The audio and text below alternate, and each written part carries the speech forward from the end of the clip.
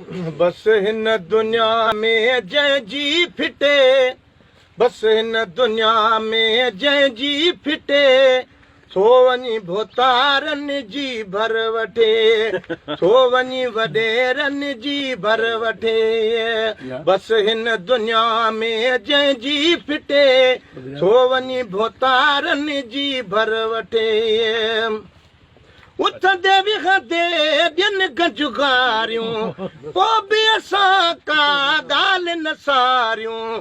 पटको लहरायो आ लालच लुटे, पटको लहरायो लालच लुटे, सो वञी भोतारनि जी भर वठे, सो वञी वॾेरनि जी भर वठे।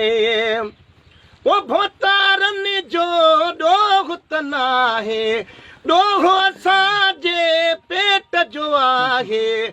पघिरजी वञूं था प्लेटूं चटे, पघिरजी वञूं था प्लेटूं चटे, सो वञी भोतारनि जी भर वठे, अदा सो वञी वॾेरनि जी भर वठे।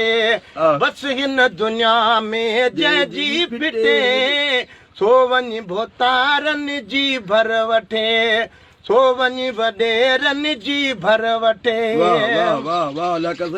वो ख़ल्क़ खलनी में उमिरि गुज़ारी, पोइ बि जे कंहिंखे थी मिले कमदारी। ख़ल्क़ खलनि में उमिरि गुज़ारी, पोइ बि जे कंहिंखे थी मिले कमदारी। बगुलियूं हणे थो ॾिहाड़ा ॿटे, ओ बगुलियूं हणे थो ॾिहाड़ा ॿटे, सो वञी भोतारनि जी भर वठे, सो वञी भोतारनि जी भर वठे। बस हिन दुनिया में जंहिंजी फिटे, सो वञी भोतारनि जी भर वठे। ओ वॾेरनि ॾे पिया था वॼायूं, कम कहिड़े जे कारण ईअं नथा चवनि त कोई स्कूल ठाहिराए ॾे। हाणे भोतारनि जेको असांजो कमु आहे असांजा प्रकार थिया। ओ वॾेरनि ॾे पिया था वॼायूं, बूट पुराणूं रखनि त पायूं। शहर में घुमूं पोइ पर वटे, शहर में घुमूं पोइ पर वटे, सो वञी भोतारनि जी भर वठे। बस हिन दुनिया में जंहिंजी फिटे, सो वञी भोतारनि जी भर वठे। साईं मां हिकिड़ो माहौल ॾिठो, हिन पंहिंजे तर में कोई माण्हू जानवरनि जा पेर पियो खणे, हुनजी उमिरि जेका ई 80 वरनि खां घणी हुई, हुनखे ख़बर बि न पई पए। पोइ बि मूंसां जॾहिं मिलियो साम्हूं त मूंखे चए पियो भाऊ पेरनि जी हाणे मूंखे ख़बर नथी पए, मां कुराड़ो थी आहियां। मां चयो कुराड़ो त थी आहियां पर मुक़दर मथी खणा त पछाड़ी ताईं पवंदई नी। अल्लाहु अकबर।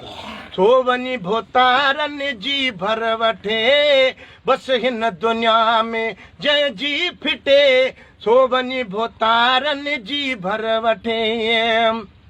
वो काहि कुता पुट हुक्म हलाइनि, पीरीअ में बि पंजोड़ खणाइनि। न कर कंदे त कंदा साणू सटे, सो वञी भोतारनि जी भर वठे। वो लियाकत हाणे चुपे चना कर, सुघड़ सदा साईं जी सना कर। फटकण खे छॾ को विझई न फटे, वो फटकण खे छॾ को विझई न फटे, सो वञी भोतारनि जी भर वठे।